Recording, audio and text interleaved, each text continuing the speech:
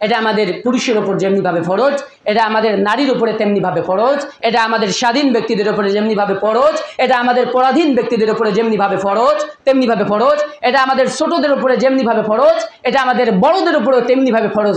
এমনকি রাসূলুল্লাহ সাল্লাল্লাহু আলাইহি সাল্লাম ইরশাদ করেন, যদি কোনো ব্যক্তি ঈদগাহের সালাতের জন্য বের হয়ে যায় আর ঈদের ময়দানে যাচ্ছে, এর পূর্বে যদি কোনো বাচ্চা জন্মভূমিষ্ঠ করে ঈদের সালাত আদায় করে নাই, কিন্তু ঈদের সালাতের পূর্ব মুহূর্তে জন্মগ্রহণ করলো, ওই বাচ্চারও সাদাকাতুল ফিতর আদায় করতে হবে।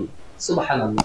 প্রিয় হাজিরিন, যাকাতুল ফিতর সম্পর্কে রাসূলুল্লাহ সাল্লাল্লাহু আলাইহি ওয়াসাল্লাম ইরশাদ করেছেন, আন ইবনে উমর আন্না রাসূলুল্লাহ সাল্লাল্লাহু আলাইহি ওয়াসাল্লাম ফারাযা যাকাতাল ফিত্র মিন রমাদান আলান নাসি সাআন মিন তামরিন আও সাআন মিন শাইরিন আলা কুল্লি হুররিন আও আবদিন যাকারিন আও উনসা মিনাল মুসলিমিন। রাহুল মুসলিম।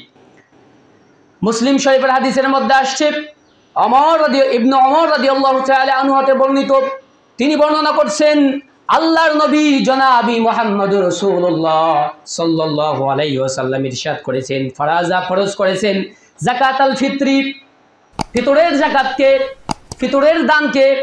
আপনারা ইনশাআল্লাহ তাআলা আমাদের ওয়ার্ডগুলো, হাদিসের যে বাক্যগুলো আমি বলবো, ওয়ার্ডগুলোর দিকে, ওয়ার্ডগুলোর অর্থের দিকে লক্ষ্য করার চেষ্টা করবেন। ওমর রাদিয়াল্লাহু তাআলা আনহু বলছেন, আন্না রাসূলুল্লাহ সাল্লাল্লাহু আলাইহি ওয়াসাল্লাম যাকাতাল ফিত্রি ফরাযা যাকাতাল ফিত্রি, রাসূলুল্লাহ সাল্লাল্লাহু আলাইহি সাল্লাম ফিতরের যাকাতকে ফরজ করেছেন কিংবা ওয়াজিব করেছেন, মিন রমাদানা, রমাদান মাসে, আলান নাস, প্রত্যেকটি মানুষের উপরে, প্রত্যেকটি মানুষের উপরে। কিভাবে? সাআন মিন তামরিন, একসা পরিমাণ খেজুর, একসা পরিমাণ কি? খেজুর। সাআন মানে একসা পরিমাণ, একটা ওজন কাঠি, মাপকাঠি। মিন তামরিন, খেজুর। আও সাআন মিন শাইরিন, অথবা একসা পরিমাণ জব, একসা পরিমাণ খেজুর অথবা একসা পরিমাণ জব। কিভাবে সেটা দিতে হবে? আলা কুল্লি হুররিন আও আবদিন, এবং এটা দেবে প্রত্যেকটি স্বাধীন ব্যক্তি এবং প্রত্যেকটি পরাধীন ব্যক্তি। যারা স্বাধীন আমরা রয়েছি তাদেরকেও দিতে হবে, যারা গোলাম রয়েছি তাদেরকেও এই যাকাতুল ফিতর এটা আদায় করতে হবে। যাকারিন আও উনসা, প্রতিটি পুরুষের উপরে এবং প্রতিটি নারীর উপরে যাকাতুল ফিতরটাকে ওয়াজিব করেছেন কে? আল্লাহ তাবারক ওয়া তাআলা, কিন্তু রাসূল সাল্লাল্লাহু আলাইহি সাল্লামের মাধ্যমে।